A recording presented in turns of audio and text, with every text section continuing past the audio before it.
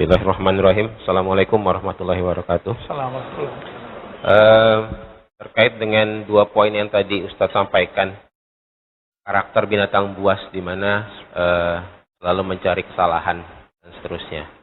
Tapi di sisi lain, kita yang laki ini juga ada kewajiban untuk menjaga keluarga dari api neraka. Di mana dalam proses itu pasti ada amar ma'ruf nahi mungkar. Yang anak masuk kamar mandi pakai kaki kanan lah, yang mungkin minum dengan tangan kiri lah, dan seterusnya. Di mana kita di sisi lain juga dituntut untuk nyelimet.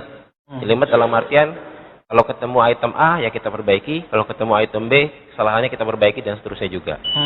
Apakah itu masuk karakter apa di mana threshold kita nih? Di mana batasannya antara mencari kesalahan dan memperbaiki yang nyelimet-nyelimet itu, yang notabene juga bisa terjadi banyak, apalagi kalau misalnya anak, maaf kata nih bagi orang-orang tua yang menyokong anaknya di sekolah umum ataupun mungkin sampai sekolah Katolik, nauzubillah, ya itu di mana hal tersebut tidak ditempa di sekolahnya. Beda dengan sekolah-sekolah yang Islam terpadu, mungkin kesalahannya lebih sedikit kesehariannya. Itu item pertama. Itu pertanyaan saya yang pertama. Terus yang pertanyaan saya yang kedua terkait juga dengan threshold atau batasan. Tadi Ustadz bilang jangan menilai orang, tapi di sisi lain Rasulullah juga bersabda kepada kita untuk memilih teman. Memilih teman pasti ada penilaian, peninjauan, dan penilikan. Kita harus tahu karakternya seperti apa, kesehariannya seperti apa, barulah kita ujung-ujungnya juga menilai dalam tanda kutip, yang akhirnya memutuskan kita berkawan atau tidak dengan beliau itu. Jadi balik ke sana, sampai di mana nih threshold kita. Terima kasih. Assalamualaikum warahmatullahi wabarakatuh. Assalamualaikum. Apa batasannya? Kita sedang menegakkan amar ma'ruf nahi mungkar di keluarga dulu ya, atau di komunitas kita, dengan justru mencari kesalahan orang atau menghakimi orang. Apa bedanya? Coba lihat Rasulullah SAW di keluarganya beliau, ketika terjadi sebuah konflik, itu cara beliau meluruskan bukan dengan kalam, tapi dengan ahwal. Ahwal itu keadaan. Jadi namanya lisanul hal.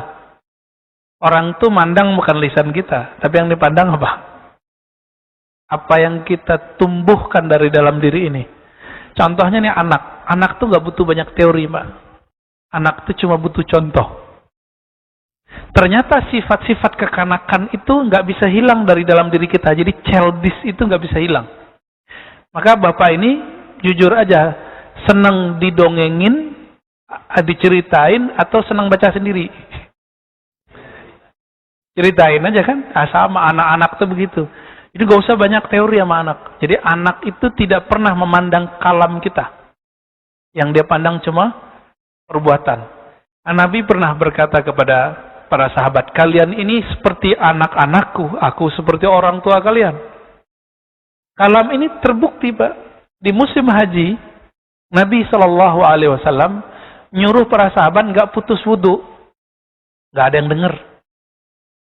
Selevel Nabi loh, Pak. Maka kalau ada bapak sini ustadz, guru, pengurus masjid, kurang didengar jamaah, jangan baper dulu. Nabi pernah kejadian begitu. Lalu apa yang dilakukan Nabi? Nabi masuk ke tenda beliau, wajah beliau agak sedih. Lalu bertanyalah istrinya, wahai Rasulullah, apa gerangan yang terjadi? Dijawab oleh Nabi, aku ajak para sahabatku, tapi mereka nggak ada yang mau. Apa kata istri beliau? Wahai Rasulullah, mereka tidak melihat kalammu, yang dilihat adalah perbuatanmu. Gak usah nyuruh anak larang ngerokok, gak usah ngerokok depan anak. Itu. Ini kan paling, ya apa istilah orang sekarang, menggelikan. Larang anak ngerokok, dia ngerokok depan anak. Nyuruh anak sholat, dia gak sholat depan anak. Nah ini jadi masalah.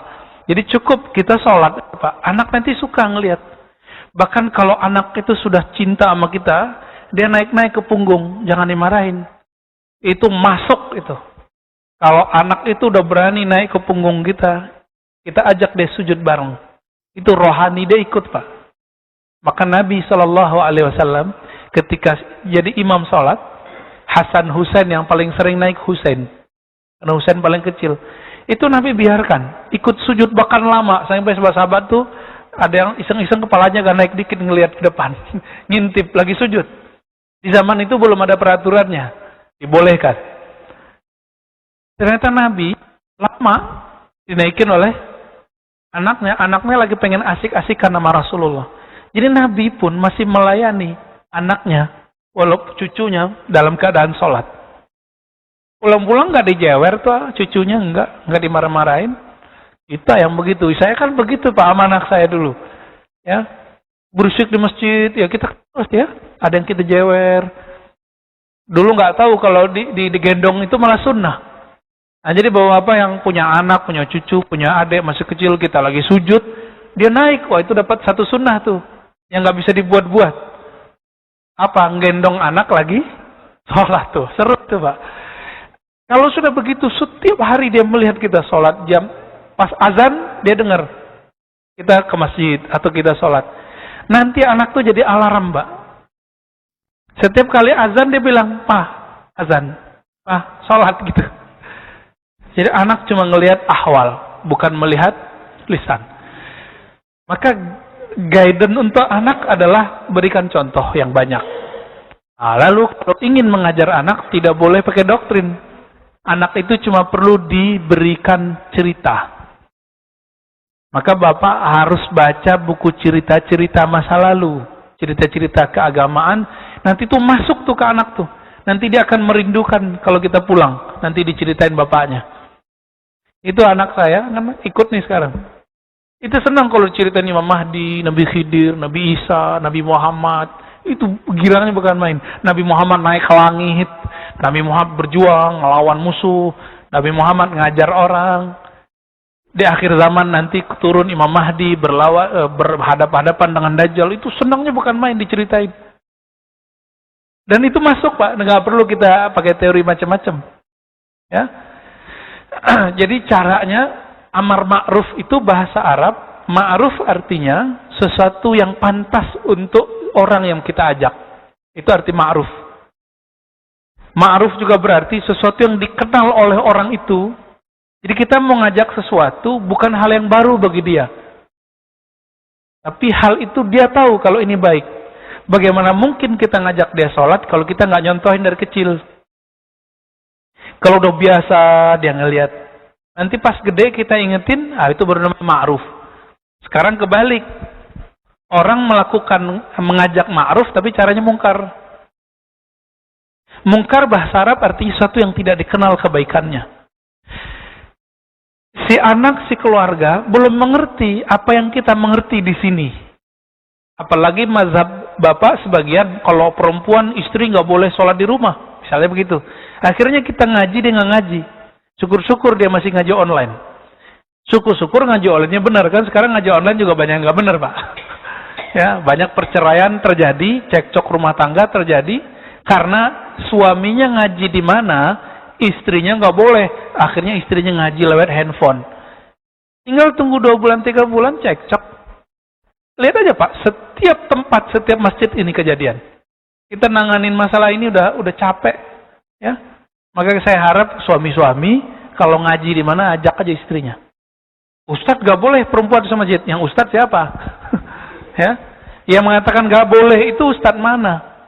Nabi ketika subuh hari pulang-pulang bawa Sofia, ada sahabat 2 berseberangan. Apa kata Nabi? Hei sahabatku, jangan salah paham ini Sofia. Dari mana? Dari masjid.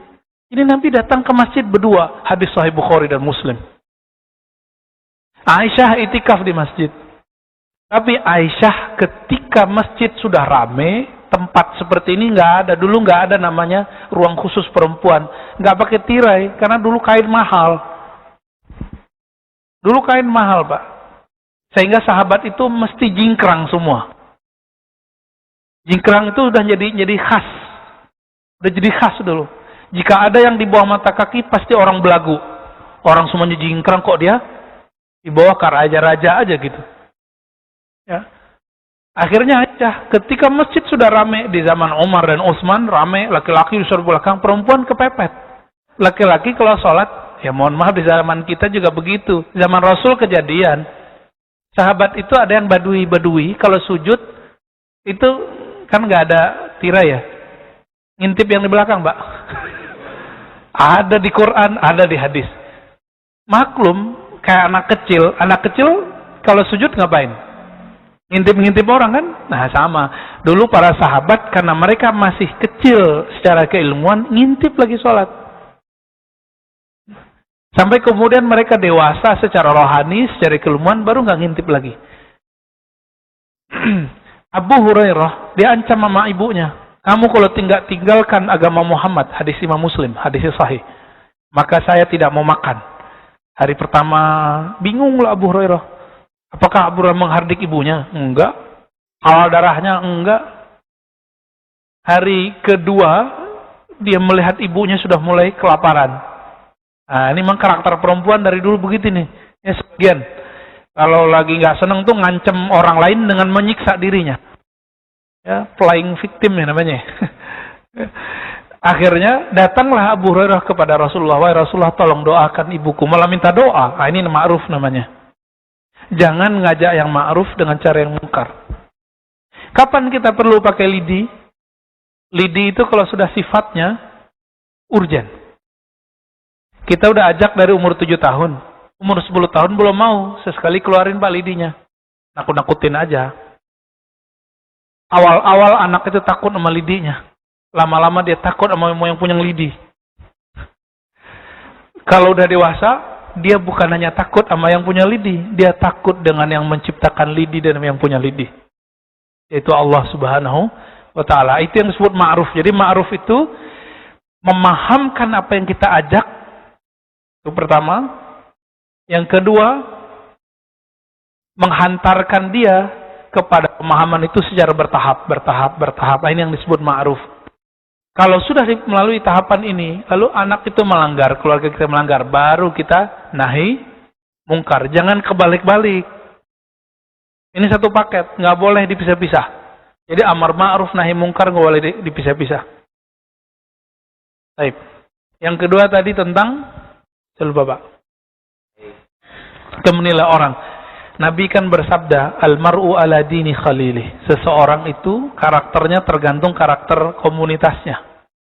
Maka kita perlu melihat karakter mana yang mau kita ambil. Jadi melihat orang, ini pantas nggak jadi teman atau tidak pantas. Bukan untuk menilai dia. Bukan untuk menjudge dia. Tapi kita untuk menjaga diri. Itu boleh, Pak. Ini yang dikatakan oleh Sayyidina Ali. Ya, hati-hati terhadap musuhmu cukup sekali. Tapi hati-hati terhadap temanmu berkali-kali. Karena teman itu paling gampang untuk jeblos kita. Bapak nggak ngerokok nih misalnya. Nanti kalau punya teman yang ngerokok, ada aja cara masuknya. Walaupun hukum merokok diperdebatkan ya. Jadi kita memandang orang, perbedaannya karakter reptil. Kalau sekarang kita nyebut karakter reptil. Otak reptil kan ada di sini ada. Itu kalau mandang orang itu musuh, Pak. Mandang orang itu keburukannya. Lalu dia hindari. Bedanya apa manusia? Manusia kalau memandang orang lain, kalau muncul misalnya karakter buruk pada orang itu dia amalkan hadis Nabi, al-mu'min mir'atul li akhihi. Seorang mukmin cerminan bagi saudaranya. Imam Sya'rani mengatakan, jika kita melihat keburukan pada orang, lalu kita nggak suka, maka coba bercermin, kalau saya bersifat itu, pasti orang nggak senang juga. Nah, itu maksudnya. Jadi semua dipulangkan ke kita, bukan untuk menjudge dia. Nah, ini perbedaan cara pikir ahli hukum dengan ahli kolbu. Ahli hukum kalau ngelihat orang untuk ngejudge dia, Pak. Tapi kalau ahli kolbu melihat orang, nanti dipulangkan ke dirinya. Kalau saya, jangan begitulah.